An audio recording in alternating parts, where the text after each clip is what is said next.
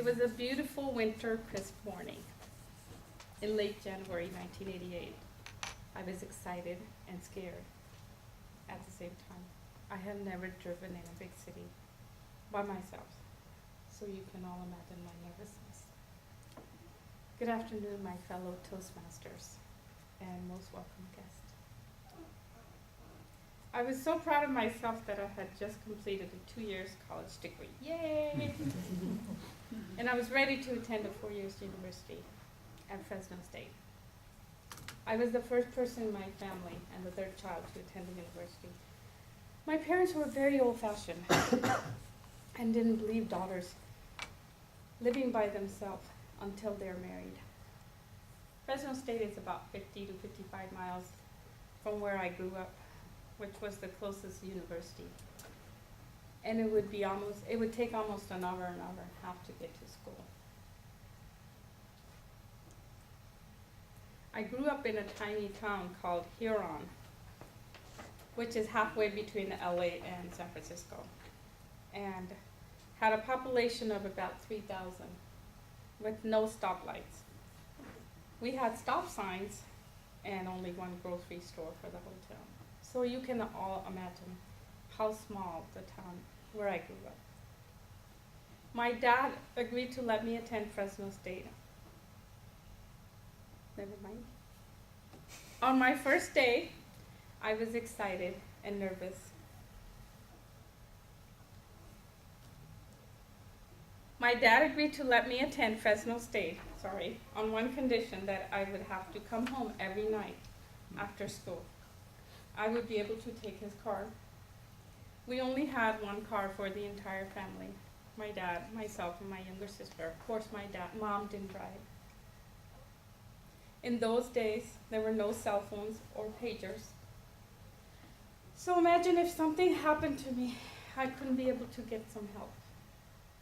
The road to school was a two-way lane and miles away from a phone booth. Since I wanted to get a 4 years degree, I agreed to his conditions. On my first day, I was excited and nervous at the same time. I woke up early and got ready and got on the road to make sure I wouldn't be late and didn't know what to expect as far as the traffic.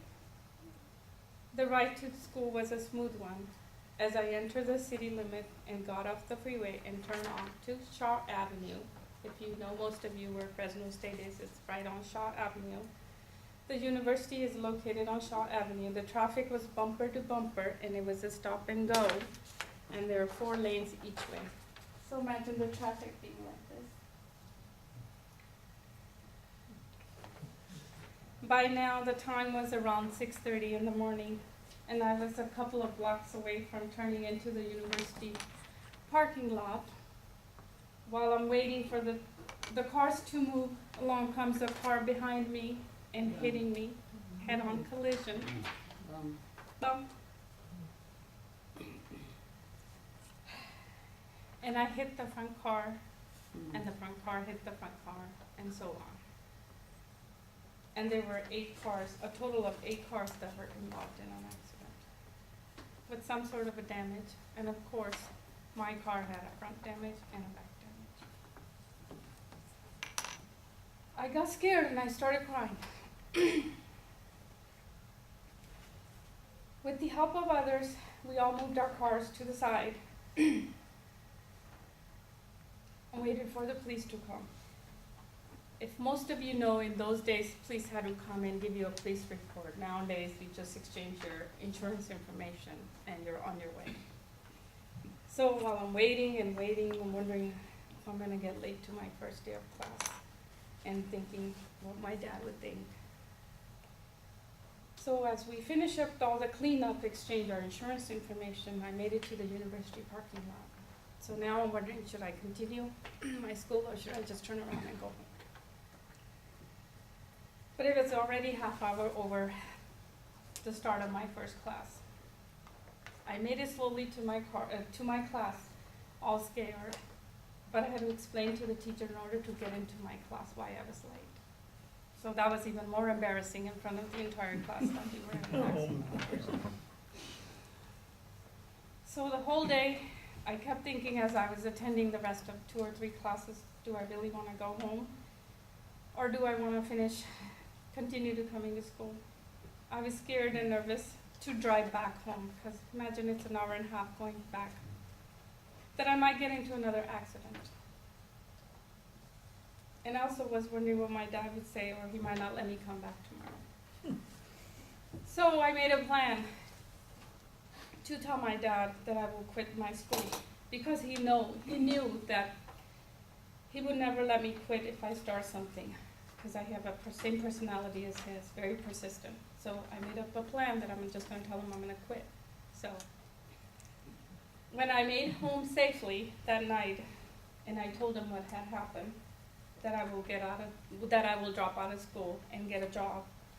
To make him even more guilty, I just told him I'll just work in whatever jobs there are available, because we lived in a farming community and all there was just farming jobs, and that I would finish my degree after I get married someday.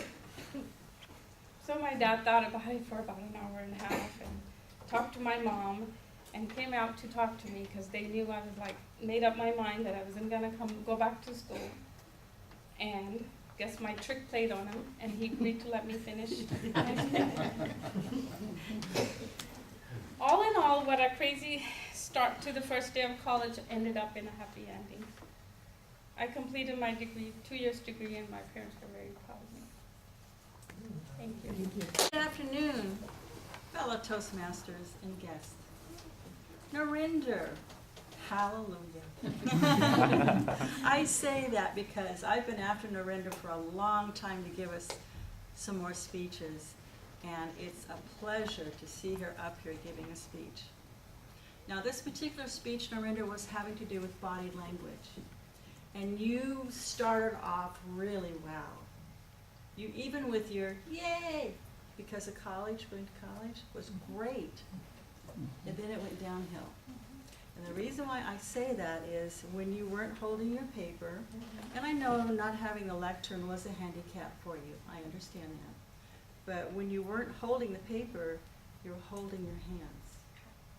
And when you have a speech specifically on body language, you don't want to do this. And I saw your hands trying to move, but you were holding them so they couldn't do that. So next time, don't clasp them. Let them go down to your side, because all of a sudden you start being expressive and you can talk to people, not only with your body but with your hands, and it makes you feel less constricted. And your story was so interesting. What an adventure, the first day of college and all of that going on with you. Oh my gosh, I would have gone home too. But I was thinking as you were reading the story that story really isn't on paper, it's here. And I understand the want and the need to read it, because you don't want to miss any detail, and you want to share the full story with all of us. But when you know it's here or here, you don't need paper.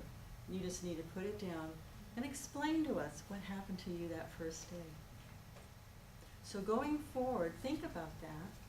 Now, if you do need notes, maybe on a card or two, maybe an outline or two, and that would help keep your thoughts going forward. Maybe you want to try that next time. But I really enjoyed the speech. I want to see one next week. I know, I'm pushing it, I know. No, I think it can be done, actually. Well, yes, it can be done. I like that spirit. But I do appreciate you giving a speech today. It was a great story. We all enjoyed that. Okay. All right. Thank you so much.